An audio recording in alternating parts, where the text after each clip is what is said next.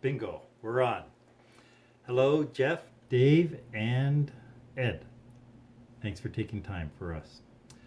Back in November, Jay asked if we could assemble a team to address some security issues.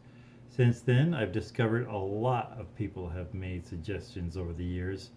So let's accept from the beginning that there is no guarantee the elders will follow through with our recommendations. That's simply where our obligation ends. Advice. We're not responsible for implementing these ideas. If anything is done, that will be another committee. Chapter 1. Let's face it, the deck is stacked totally against us. First off, our diversity, which is our strong point, is also our Achilles heel. If I was to say, let's have a fish fry after church in August, that's easy. The only decision to be made is, do we have straight cut fries or crinkle fries? But if I was to say, let's have a Christmas banquet, well, that's a horse of another color. Do we have it in-house? Do we cater? Do we sell tickets? The list goes on and on. And I, to be honest, fear that's going to be our problem with security. Everybody's going to have a different idea, a different approach. But I do want to assure you that everybody will have an equal voice. And your ideas are legitimate and your concerns are legitimate, and we thank you for sharing those. It's no secret that the church property poses a logistical nightmare. Its size, its location, our budget, the list goes on. And finally, it's a church, right? So we need to strike a balance between security and not being offensive. Barbed wire is not an option for us. So as I said at the beginning, the deck is stacked against us.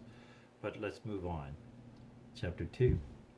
The elders, I've spoken to them about this, need to set some parameters. What's a genuine problem? What's a pseudo problem? An occasional problem? A frequent problem?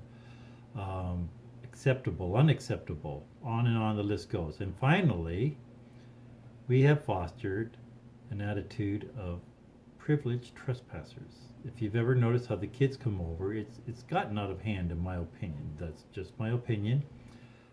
They feel a little entitled to just go wherever on private property.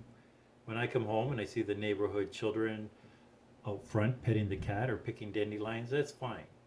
But they don't just unlock my gate and go in the backyard and help themselves to whatever. That just creates reoccurring problems.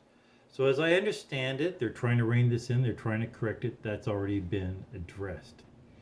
Personally, I think Jay would be happy if we just put up a gate.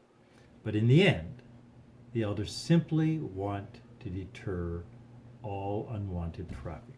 That's what they hope to do. Chapter 3.